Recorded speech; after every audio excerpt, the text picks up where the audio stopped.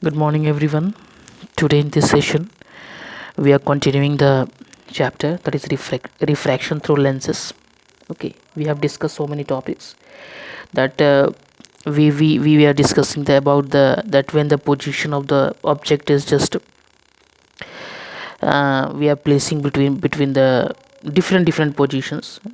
First of all, we have just placed towards the twice f. Okay, then we have seen that the images are formed real inverted and diminished image. Okay, and as soon as the object is just coming towards the 2f, then these conditions are happening. So today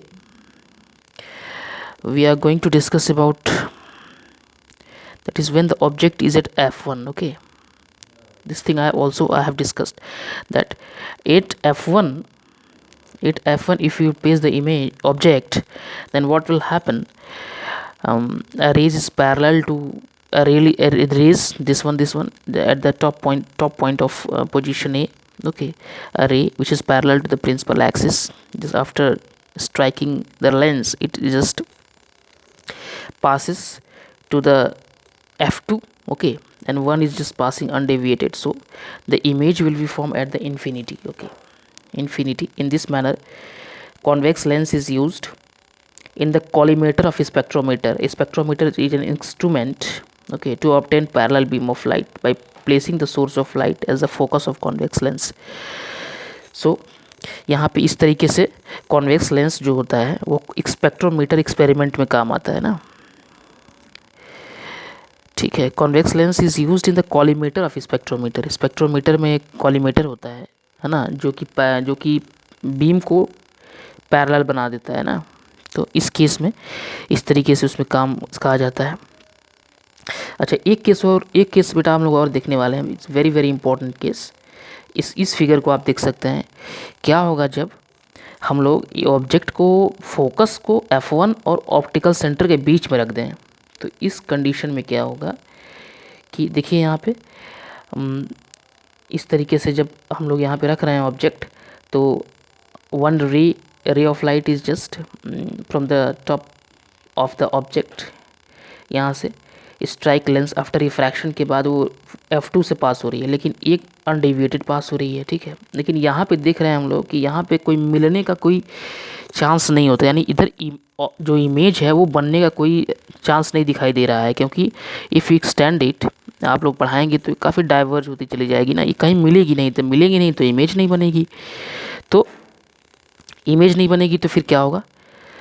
तो कुछ conditions, तो कैसे हम लोग इसको visualise करेंगे? हम लोग देखेंगे यहाँ से यदि बैकवर्ड में यदि खींचते हैं तो बैकवर्ड में इमेज बन जा रही है. ठीक है, कहीं मिल जा रही है ये रेस. ठीक है, सो इस केस में ये जो केस है, जब हम लोग जब ऑब्जेक्ट को बिटवीन द f1 और ऑप्टिकल सेंटर के बीच में रखते हैं, तो जो इमेज बनती है वो काफ़ी बड़ी बनती है, मैग्नीफाइड इमेज बनती है. ठीक है, लेकिन ये बनती है बिहाइंड द मिरर, मिरर के पीछे, लेंस के पीछे बन रही है.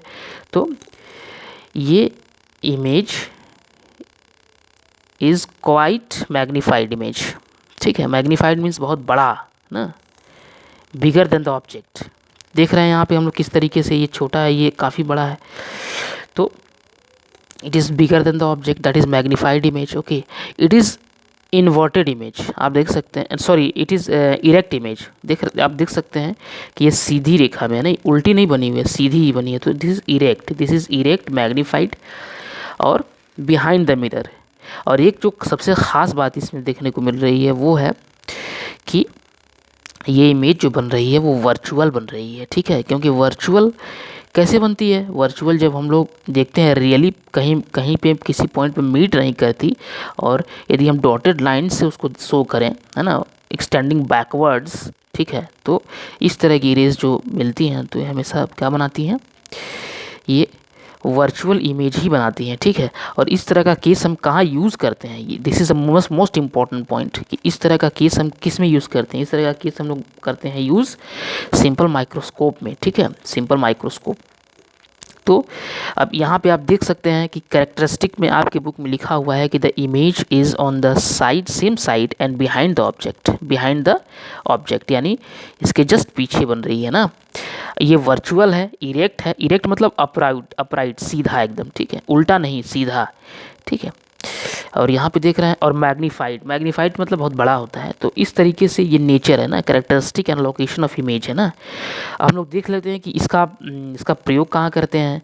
तो ये क्वेश्चन एप्लीकेशन इसका बहुत इंपॉर्टेंट है, आपको जानना बेहद ज़रूरी है। तो एप्लीकेशन के केस में हम लोग देखते हैं कि कॉन्वेक्स लेंस जो होता है इस केस में, रीडिंग लेंस यानी पढ़ने के काम में रीडिंग लेंस, ओके, और मैग्नीफाइंग ग्लास के रूप में भी, और सिंपल माइक्रोस्कोप। आप देख सकते हैं सिंपल छोटी चीज़ों को बड़ा किस तरीके से हम लोग देखते हैं। तो सिंपल माइक्रोस्कोप में, साधारण माइक्रोस्कोप जो होता है उसमें हम लोग देख सकते हैं to form magnified virtual image of tiny objects, है ना, जो काफ़ी छोटे छोटे ऑब्जेक्ट्स होते हैं। तो वहाँ पे हम लोग उसको इसकी सहायता से काफ़ी बड़ा देख सकते हैं, ठीक है। तो अब इस तरीके के कंक्लूजन से हमें क्या पता चला, हम लोग देखें कि जब ऑब्जेक्ट बहुत दूर होता था कॉन्वेक्स लेंस से तो हमें क्या मिलता था, हमेशा रियल इमेज मिलती थी। इन्वर्टेड रियल होगी तो हमेशा इन्वर्टेड इमेज मिलेगी ही, उल्टी होगी क्योंकि रियल इमेज हमेशा उल्टी बनती है। और छोटी इमेज बनती थी ना जब काफ़ी हम लोग दूर होते थे लेंस से। अच्छा, जस्ट जस्ट हम लोग पास आते गए, है ना, 2f की तरफ आते गए, ठीक है, तो इमेज जो अदर साइड बन रही है वो थोड़ी फोकस से दूर बनती गई, ठीक है, from the focus of the lens up to 2f। अच्छा, ये तो बातें हो गई। अच्छा, इस केस में भी जो इमेज बनती थी वो रियल बनती थी, है ना, रियल बन रही थी, इन्वर्टेड बन रही थी और छोटी बन रही थी, है ना। लेकिन इसकी साइज ग्रेजुअली इंक्रीज़ होती गई ना, जैसे हम लोग लेते आए 2f की तरफ। यहाँ पे देख सकते हैं आप, जैसे हम लोग 2f की तरफ लेके आए, है ना, तो इमेज जैसे कभी यहाँ रखते थे, कभी यहाँ रख रहे, कभी यहाँ, जैसे हम लोग नज़दीक आते गए, है ना, यहाँ पे पहले तो साइज बहुत छोटी दिखाई दी, लेकिन जैसे जैसे हम लोग लेते आए इंक्रीज, थोड़ा डिस्टेंस को कम करते गए 2f से, यहाँ पे रखे फिर नीचे, तो उससे साइज उसकी इंक्रीज होने लगी ना। और जब एक कंडीशन ऐसा आया कि जब हम फोकस f1 और ऑप्टिकल सेंटर के बीच में कोई ऑब्जेक्ट रख रहे हैं तो काफ़ी बड़ा आ गया ना। और इस केस को हम लोग सिंपल माइक्रोस्कोप के केस में यूज़ कर लेते हैं, ठीक है, ओके। तो ठीक है प्यारे बच्चों, तो फिर ये अब हम लोग देखें कि जब हमने ऑब्जेक्ट को 2f पे रख दिया, 2f1 पे रख दिया, ट्वाइस f1 पे रख दिया, तो क्या हुआ, इमेज जो थी वो रियल बनी, इन्वर्टेड बनी और ठीक ऑब्जेक्ट के बराबर बनी ना, same size of the object, है ना, जो इमेज बन रही है ना। तो इस तरीके से ना, और हम फर्दर मूव कर रहे हैं 2f से फोकस की तरफ, है ना, the image will remain real and inverted but the image magnified. तो इस तरीके से जब हम 2f से f की तरफ बढ़ने लगे तो क्या हुआ, तो फिर इमेज रियल तो बन रही है, उल्टी बन रही है, लेकिन थोड़ा सा उसकी साइज जो है वो मैग्नीफाइड बनने लगी ना। तो इस तरीके से ना। अच्छा, अब फर्दर यदि हम मूव कर रहे हैं फोकस से भी फोकस और ऑप्टिकल सेंटर के बीच में रख रहे हैं तो बहुत ज़्यादा मैग्नीफाइड बन रही है, लेकिन थोड़ी सी बात यह है कि वो इरेक्ट बन रही है, वर्चुअल बनने लगी ना, जिसको हम लोग सिंपल माइक्रोस्कोप में उसका यूज़ कर लेते हैं, ठीक है। यहाँ पे देखिए बेटे कि यहाँ पे एक बहुत इंपॉर्टेंट टॉपिक लिखा हुआ है कि द एवा ऑब्जर्वेशन विल बी सेम, जो एवा observations will be same if the lens is move towards the object. ऐसा भी हो सकता है कि हम लोग लेंस को ही मूव कराएं ना ऑब्जेक्ट की तरफ, है ना, इसके अलावा कि हम ऑब्जेक्ट को मूव कराएं लेंस की तरफ ना। तो इस तरीके से इन दोनों केसेस में ये ऑब्जर्वेशन जो है ये जो हम लोग पढ़ रहे हैं, बातें कर रहे हैं, वो इस पर होल्ड करता है, ठीक है, ठीक, ओके। अच्छा, यहाँ पे एक टेबल है, this is the table and you have to follow this, okay. So dear student, up to this level you just go through. We will meet in the next video. Just thank you.